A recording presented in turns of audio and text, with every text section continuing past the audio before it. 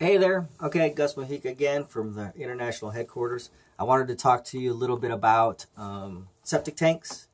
So I'm going to give you two perspectives today. One is from a buyer's standpoint, and the other is from a seller's standpoint.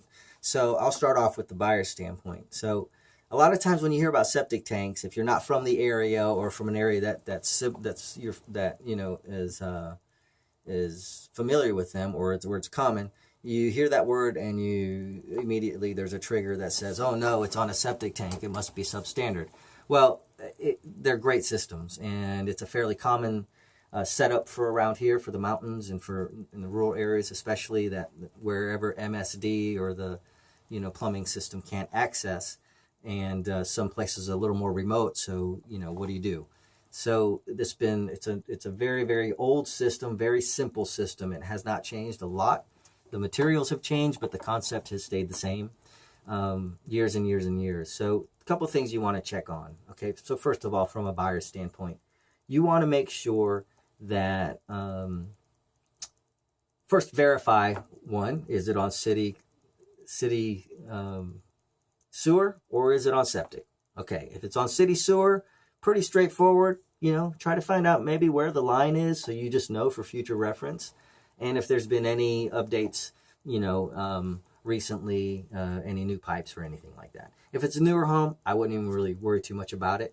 You can have that tested just by flushing the toilets and get your inspector to take a look at that. So not anything, to be concerned about from a city municipality stuff. So, but and make sure that you have proper access and easements on that place. If it's there, if it's a fairly new home, I would imagine that everything would be set up that way, but you never know. So just have your agent check into that if that's a concern to you. The other thing, now in septics, what you want to do, it's a little bit different. Your due diligence will be a little bit different. What you want to do is this is what you want to find. This is called a septic permit. So any home that's on a septic in Buncombe County, within a certain year when they started actually doing these and recording them, is going to, you should have something like this. This is a septic permit. So what this was done, this was done at the time the home was built or the time that the septic was installed, excuse me. And a lot of times those are simultaneous.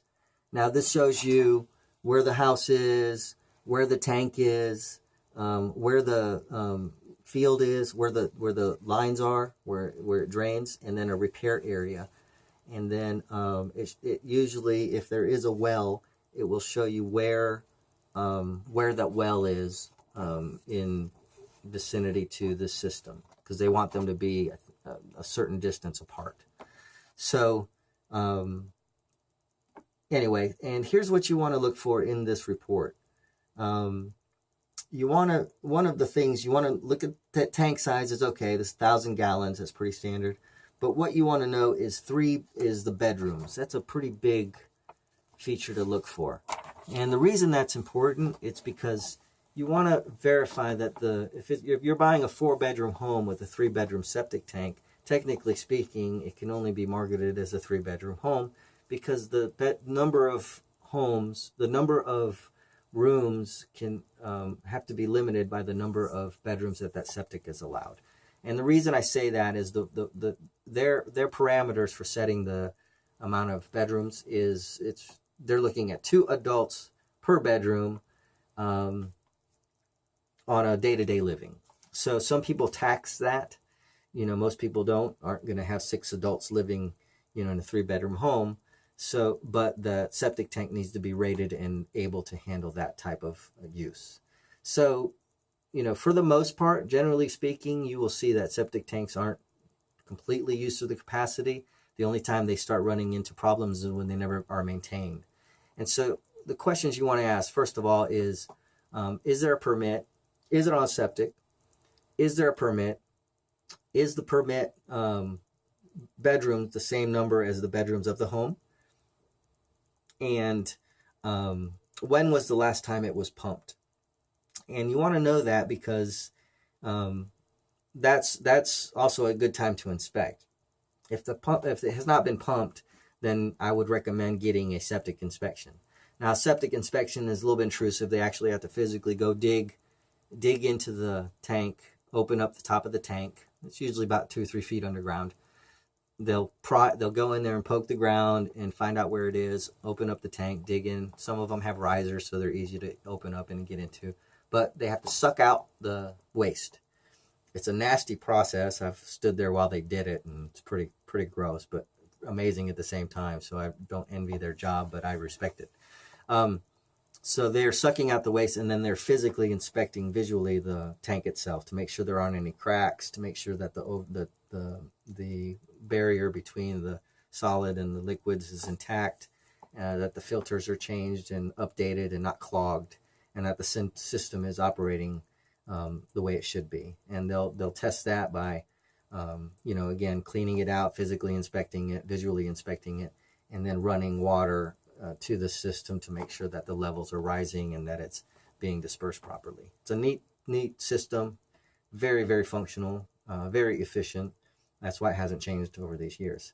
So just check into that, and don't be afraid when you see septic tank. That's going to be a common thing, and as long as they're maintained, they're great systems. So you want to make sure that's pumped. The experts will tell you probably anywhere between 3 to 5 years, depending on the situation, and go from there.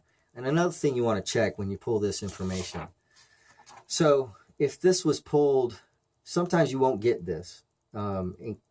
If this was done a lot earlier, you definitely want to get it inspected, so that you can be up to date. If you can't find one, definitely get this checked out.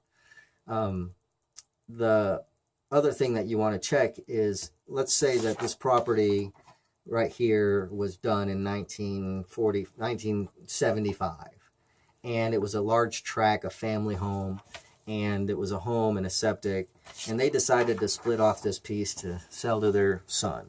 So they cut the property right here, and here's the house, and they cut the property right here, and they decided to put a little house here for their son. All fine. But now you have an issue where the drain line and the repair area are not on the property. This could be an issue. It still functions properly. The problem is do you have the rightful and legal access to use that? And is it deeded, and can it be conveyed to the next owner? So when you're looking at buying a house, what I do, at least for you, if you're not considering it, I will help you consider what's going to be the issue you're inheriting, because if you ever want to move and sell that home, you're going to have that same issue.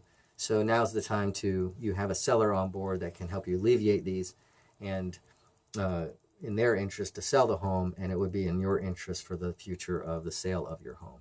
If that can't be fixed, or it's an issue that can't be negotiated, it may still be the right home for you, but you just know that you're inheriting an issue that will be an issue later on. I had this, and this is from my experience. So check the property lines, make sure that the field is on the line that, on your property, and you have legal access to it. The same with water.